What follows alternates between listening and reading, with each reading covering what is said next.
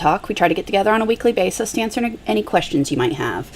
So how it works, if you can type in any questions as we're live, and I'll try to get them answered. Be sure to do it on the live thread and not on as a private message to Melco. I don't see those while we're live. So let me first make sure I have the video up so I can see any comments.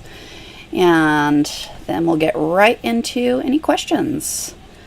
I did get quite a few sent in ahead of time, so that'll give me live thread. Whoa, there we go. All right. So let's jump right into it. Is it possible to define the colors for a font so that every letter has its own color? So this is, for instance, you type out a word, and good morning, Susie, and you would like to have every different letter a different color. So how do we do that?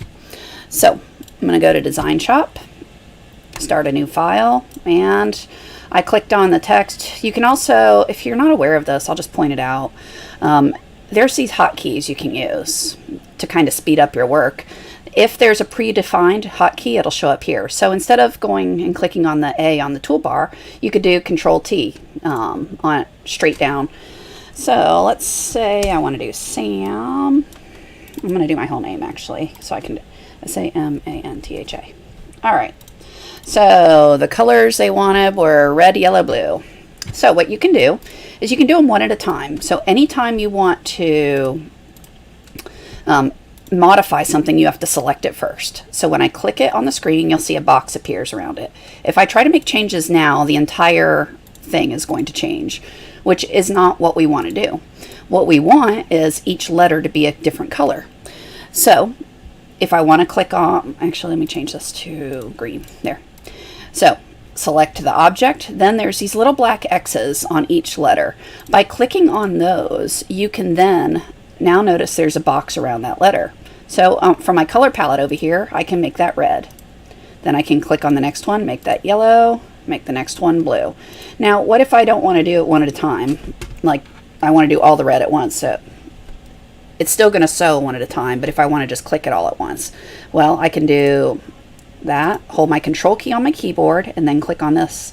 So that's going to be red, yellow, blue. The H is going to be red. So then, now that those three letters are selected, I can make them like that. Same with the yellow. Click on these three, holding the Control key, and then the only one left is here. Okay, so rather than having to keep on going back and forth, you can select all the letters that you want to be a single color, one at a time. Speed up your work. So that's always a fun trick. All right, so that's changing colors. Let's say you didn't like the color in the color palette. That's okay. You can come over here where these three colors are. Those are the three separate colors. So if you don't want to have to go change each one of these individually in your color change list, you can do it globally over here.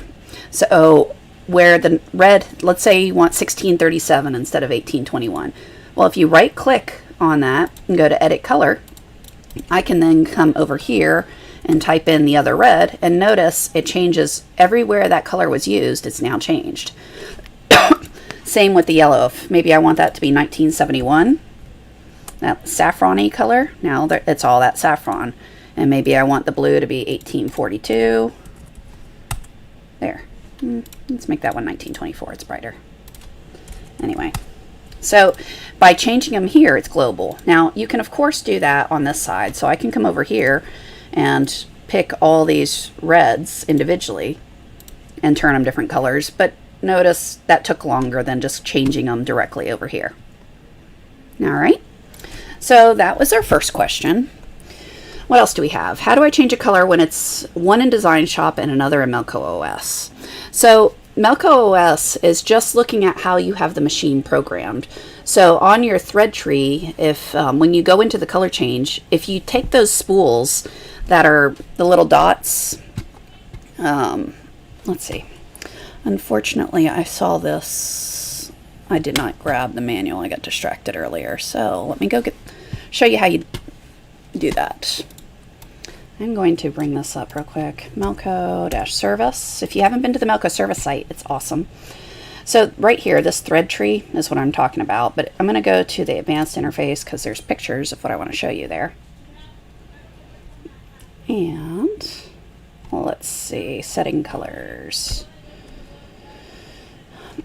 Yeah. Powering up, loading a design, setting color sequence. All right, so this thing right here, this thread tree, I'll zoom in. So when you go in here to set the color tree, if that is all gray, then what you're going to notice is your design is going to either show up all gray, which isn't right, or in whatever your design colors were. Okay. Now, if you want that to set up, you'd have to color these. So you right click on each one of those, put what color thread you have on the machine. So like up here, number 1 is red. So I would right click on this, go into the color chart, select the number 1 being red. Then if I assign, this first color with the needle using needle 1, when you hit apply, it'll show up. That only works if your settings in the software are set to not use colors from design. So there, if you go on the drop down for tools, it's tool settings and then down tool settings. So you go click on one of those tabs and there's a box that says use colors from design. If you uncheck that, when it refreshes on the screen within OS, it'll show up with however you have it programmed in the OS. Does that make sense? Hopefully it does. My machines are all running and making noise right now, so I can't log into them to show you directly. But if it doesn't make sense, let me know, and next Friday I won't have the machines running, so I can actually do it again and show you real time from my equipment over there. It's in the other room making noise. I set up long runs before I ran this. All right, so what else do we have? How can you make square rounded quarters other than adding Bezier points individually? Unfortunately, that's how it's done. So what that question is it's saying, all right, if I draw a box and now I want that to be rounded, each corner to be rounded, how can I do that? Well, what you're going to have to do is, I like turning on the grid when I'm doing these, and I'm going to go ahead and move my box to be on the grid just for simplicity's sake. There we go. So let's say I want a 1/2 inch round. So what you can do is I can add my Bezier points on each of those intersections where it crosses the big grid, because that's about a 1/2 inch right there. Then when I move this point, what you can do is hold the control key down on your keyboard and then drag. So control, left click and drag. Notice what it does. It makes you a nice curved point that's nicely curved between there. So then you do the same thing on all the other corners. So I'd come over to this one, add my 2 points, select that point. Oops, I didn't hold the control key down. So if you don't hold the control key, that's what happens. If I hold the control key and drag, I just drag it until I like how it looks. Okay. And you'd work your way around it. Unlike Illustrator or something like that, where there's a global button that you can grab, this doesn't do it that way. You have to add your points and move it. The key to making it easier, rather than just playing with the Bezier handles forever, is to use that control trick.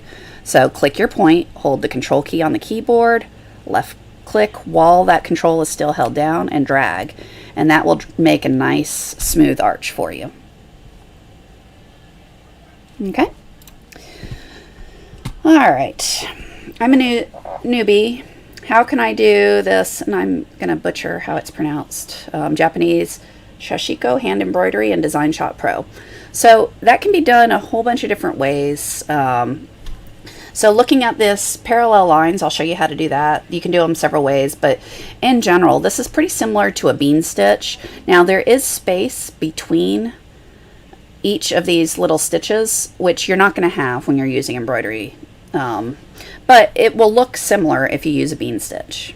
Okay, it's just there's not going to be space between there like you have when you're doing it by hand, because when you're doing it by hand, you can put the needle and have the thread move under the fabric and come back over, whereas on an embroidery machine, the top thread's always going to be there.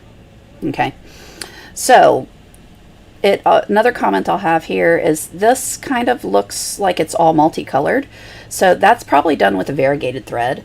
So I would, other than the parallel lines, which I'll show you how you're doing that, you would just do that by selecting an appropriate thread color. Okay, so let's go to DesignShop and see what we can do. I'm going to close this mess, close that one, and open up this thing. All right. I was playing beforehand, so. All right. So what we've got down here is I just pasted that image in here so I'd have something as a reference for what we're doing here. And the other thing you'll notice, I drew just one of those, and I could draw it better because I was doing this crazy fast. So let's start with the parallel lines. All right, so that's actually really easy to do. So you would draw whatever shape it is you want. So if I'm going to trace that, I'm just going to make a shape like that. All right, so I draw it. I did a complex fill, which is this button.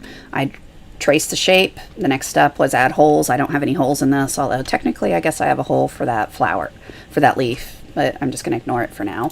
Give it a start and a stop and a stitch direction. Okay, now that's a full fill. We don't want a full fill, right? So what we actually want is that to be parallel lines through here. So if I go into the properties, I'm going to go first off, turn off all the underlay. And then I'm going to go into my top stitching, make this some big number, set it up to be trapunto, and trace the border. And while that number didn't exactly approximate the spacing between my lines, you get the point there, right? So if I turn off the graphic, you'll see now I have my parallel lines. Okay, so that's just going to be stitching running back and forth over there. All right, so changing your density. The density is the distance between that line and this line. Okay, so that can kind of simulate that part of it. Now, what about this other thing down here? Okay, these little patterns here. There's a bunch of different ways you can do that. You can use a series of just manually digitizing it. And what I mean by that is planning a route around there like I did this first one, right? So if I zoom in, I said, well, I'm going to start here and I'm going to do a walking stitch down. So that puts one piece of thread the whole way. From there, I then went and backtracked over that same shape with a bean stitch. So a bean stitch has a thickness of 3. So what did that give me right there? That now I had one stitch, one piece of thread, now I have 3 going back. So that means for this particular line, I have 4 pieces of thread. Now, as you're working your way around designs, remember, you want to try to keep your individual thread, if you want it all to look consistent and not one line really dark compared to others which look thinner, you want to keep your thread count on there plus or minus 1 or 2. Okay, once you start getting more than that, it's very noticeable. So one line will look darker versus the one with fewer threads will look thinner. So for this particular thing, you want it all to look relatively consistent around there. So paying attention to how many times you're going over there by using a combination of walk and bean, or even a walk with a retrace. Is a retrace gives you 2 pieces of thread, a walk is 1, a bean will give you 3. Okay, if you use the thickness of 3. So we're back here. Why don't I actually digitize it again so you can actually see how I do that, make it a little easier. So I'm just gonna ignore that I've done it already. Let's say I want to start at this point. I'm gonna do a walk stitch. I'm just left clicking around. When I get here, I hit enter. All right, and let me move this. So, all right. So from there, I'm just going to copy and paste that. Copy, paste. I'm going to delete that point. So now it's just this, but I don't want it to start here. I want it to start over there. So while that's selected, I'm going to click on my entry and exit points. I'm going to say start here, end here. And then I'm going to change that to a bean stitch. So I walked. Now I did a bean stitch back. So what do I do now? All right, I'm going to walk down and do the same thing. So my walk, I'm going to do another walk stitch up and over. I'm going to copy that walk stitch, change its start and stop, and make it a bean. Do another walk stitch down. I'm going to copy and paste, copy, paste, and delete that extra stitch. Give it a start and a stop. And then let's walk around. So that's going to be 1 stitch all the way around. And then what we could do now is maybe we want to have a nice thick border like we have here. So at this point you would want to do a bean stitch. Okay, so we do a bean stitch all the way around and go from there. All right, so once you have this, you can do neat things like decorative. So that's manually digitizing it all the way around. But what if you want to make it a decorative like I have up here? Well, in that case, what you want to pay attention to is your starts and stops. So you want to make sure your start and stop are on the same line of the entire pattern. All right. If it's going to go from point to point, I made my last one up here stop up here just to get a different effect. So a different type of pattern, but you can play with it. So whatever you create, I always like selecting whatever it is I'm going to make as my pattern for the decorative. Go into Save Custom Shape, save it as Test with a decorative. Yeah. So Test Decorative.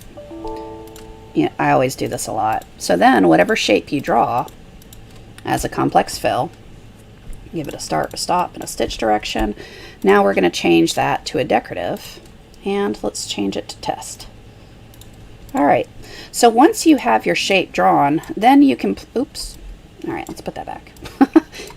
Then you can play with these handles to see what different effects you can get. So obviously some of these aren't ideal. If you want them spaced out more, things like that, you can play with them and see what look you like better. You can change the angle of your stitching to change how it's oriented, those sorts of things. So it's always fun to play with it and, you know, move it around, see how it looks. All right, and you can keep on playing with that until you're happy with your final pattern. All right. So that's what I would suggest doing. All right, so what's something else? Any questions typed in so far? I don't see any. So I'm going to keep going. The rotate an object seems to be doable only freehand, which doesn't get exact. Is there a way to snap to a certain degree? Holding Shift or Alt doesn't work. Yes, you can rotate specific degrees. So how would you do that? Well, first off, if you're unfamiliar with how to rotate, you select your object, whatever it is you want to rotate. Those black handles are a scale mode. If you want to be able to rotate it, left click on the shape again, and now it's open. And you'll notice it's free rotation. So you can rotate it around as much as you want. Look down here as I'm rotating, and you'll see it actually tells you how many degrees I've rotated. So if you want 5 degrees, there's 5 degrees. Okay. Now, you know, my background's engineering, so I always like things to be precise. So to rotate exact angles, what you can do rather than just dragging it around is down here where the W or the H are, click on one of them. Okay, so you click on it and notice down here it says rotate. So from here I can tell it to rotate 15 degrees or 45 degrees or -5. Whatever it is you want to rotate, you can type it here and that will be an exact rotation of the number of degrees you've asked. So someone did type in, can you turn this into a quilt pattern? Of course. So that's actually part of why I love these decoratives so much, what I do with them. So let's say I have a I use them for like big quilted bags. So I take my big hoop, I lay some batting down and fabric down, and then I sew out a pattern so it quilts it down. So if I do a decorative, I'll show you one of the ones I did, horse. Okay, so there's a pattern that I drew as a quilt for a bag I did. Okay, so a quilting pattern. And again, I just moved, just like I'm doing now, move these around until I like the spacing. And there's my pattern to create that quilting block. So yes, you can absolutely create whatever shapes you want and create your own little quilting patterns around, kind of like a trapunto type look, those sorts of things. Okay. So we talked about the rotation. So this person's bought designs and now they want to be able to send designs. So basically they're asking how do we go about sending our own designs over. So if you've not looked at this video, it's called File Management. It's on the Education channel. Nate went over on one of the Wednesday sessions, a nice little session talking about how to package up files. So you don't need Illustrator. Like, you could take this file within DesignShop right here. You can do File, Save As, and save it as a JPEG. And that will then create an image that you could send out of that particular thing. Okay, so you can see that's my messy file right there. But I have an image that I can now attach to an email and send out. So if you just want to send an image to someone, you do that. If not, you would take your file and save it off. Let's say you're sending it to someone else to embroider. You do a save as and put it in the format they want. Okay, so EXP is pretty universal. DSTs, any of those. So you would save out whatever format your client wants, and then you could email them that file as well. Someone did type in any dates for DesignShop 11 being out. I have no idea. I can ask and see if they'll tell me. I'm guessing they won't. I don't know. It's being worked on. I do know that. So maybe ask your sales guy. Maybe they have an insight into the schedule. I'm not sure, honestly. I'll ask around. Okay. But I would suggest watching this video for YouTube. On YouTube, it's called File Management. Hopefully we'll put it in the comments there for you, so you'll have it. Another one, can fonts on DesignShop be used for puff? Say Old English. No. So let me back up. That was kind of short. Old English, no, you can't use that font. Now, what fonts can you use? There is a font pack that you can buy from Melco that it does include a font specific for puff, and that will make it where you can type out fonts and it will be puff ready. Puff designs they have to be digitized specifically. Okay, for puff, because you have to pinch the ends, you have to cap them. There's different considerations that you have to take into account to make sure it looks nice. And as you're seeing here, that font doesn't sew out right when you try it on your own, and that's because it wasn't digitized for puff. So when you're working with puff designs, they really have to be specifically done for puff. Now there is, it was in last week's video, there was a link to it, and there's also one, I'll put it on afterwards unless someone else gets to it before me, that will put a link to a document on. Actually, let me go show you how to find it yourself. That'd probably be more useful. So let me show you how to get to these fun documents, because that's all I do to find them for you. So if you go to melco-service.com, right here, if you've never looked at it, check out this FAQ section. It's awesome. But check this out. If I just search puff, there's a lot of different resources. So the font that I was talking about, they talk about it here, but there's a lot of resources about puff specific that you can review. Okay, so if I go click on this one, there's a lot of videos that were previously recorded on digitizing for puff. There's tips on how to set up your machine. There's sample designs down here. So there's a lot of good information, and in this database you can find all kinds of things. Let's see, small lettering. There's one. Okay, so again, there's a lot of good information out there. More on online resources, guides, this, that, and the other. So again, if you've not seen this little FAQ section, it's some excellent resources available for you. All right. Is there a command to go to the four corners of a design and not trace the whole thing? No. There's not. It traces the whole thing. I guess you can program in a manual stitch and then tell it to go in each of the four corners and then tell it to go there.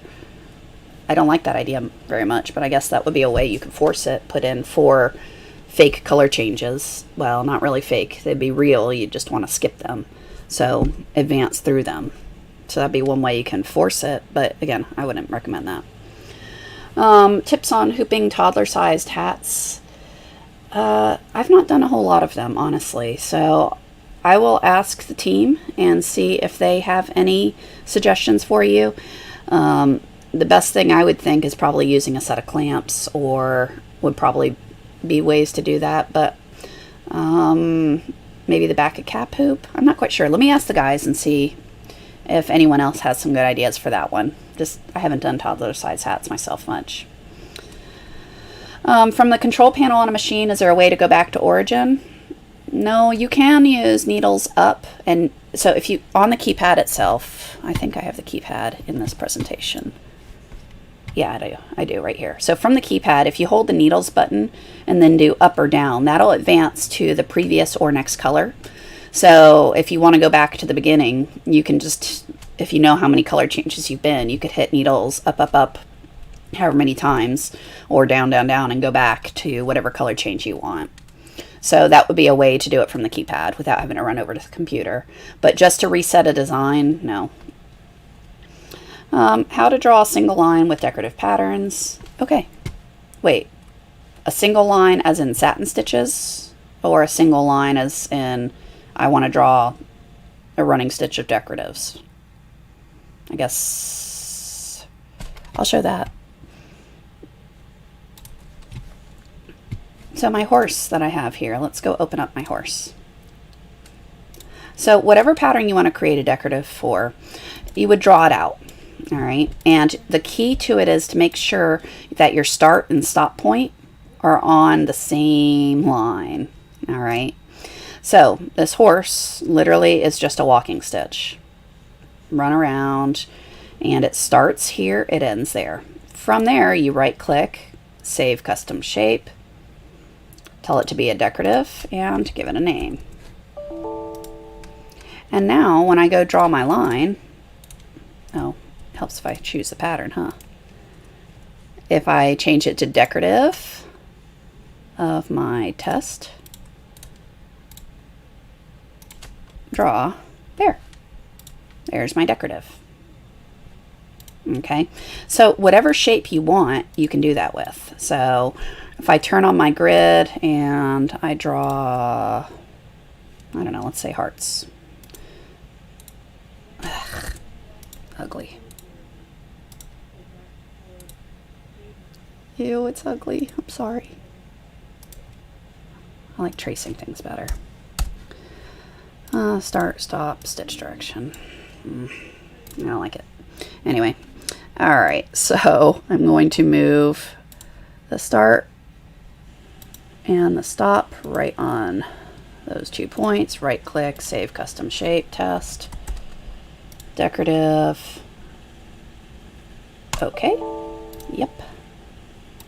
So I'm going to tell it to make a decorative of name test. And keep in mind, you can always play with these things. So let's say I want to do 200 because my starts and stops were goofed up.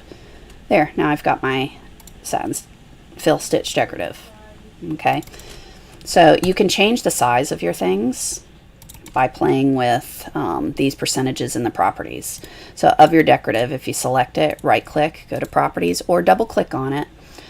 You can play with the different settings in here. Ooh, that's going to be a mess. There. So even if you want to make it taller, let's say, wider, taller, those sorts of things, you can play with the shape as well.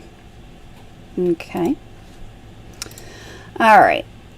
What other questions do we have? Did that answer your question? How to do your different decorative patterns? You just draw it up, select everything, and then save it. Save that shape, whatever. Even if it's multiple items, you want to save it as a decorative. I bought a design. So that's that. I bought a design. It has 2 letters, but when I opened it, I noticed part of the letter was satin and the rest was filled. If I go to properties, I only get this stuff. That's because that is because it's an expanded stitch type. So with expanded stitch types, they don't have a lot of information in there. There's no wireframe information. There's no density. It's not native to DesignShop. It's literally just a set of where your needle penetrations go. If there's trim information, that's about it. So when you buy things like that, if you buy them in native OFM, then they're editable. If not, there's really no easy way to modify that without converting it to wireframe. Now, when you convert to wireframe, you can do that. It's just going to mean you're most likely going to have to edit more than what you were wanting to edit.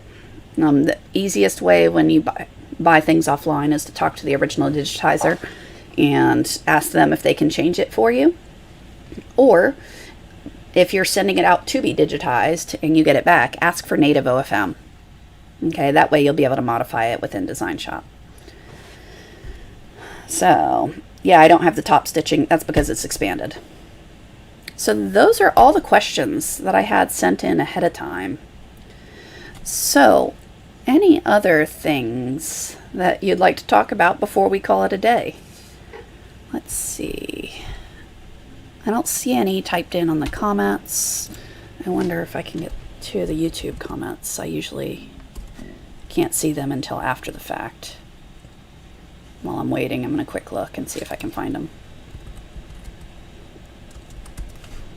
All right.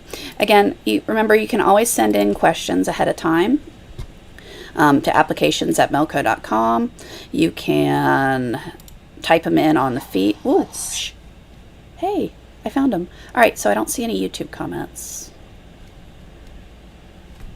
Yeah, I don't see any. Well, that's fun. I can actually see them. All right. If that's all, I guess I will talk to you guys next time.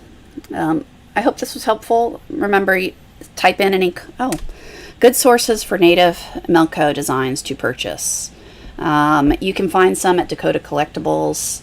That's the only one I know of for sure that does them. I know there are several digitizers that when you send designs out, you can ask them for native OFM and they'll do that. JJ will do that. I know Victor digitizing, Nan Design. There's a few others. Q digitizing. I don't remember them all, but there's quite a few that if you ask the different digitizers, a lot of them can do native OFM if you ask for it specifically. Otherwise, you'll most likely get expanded files back. Okay.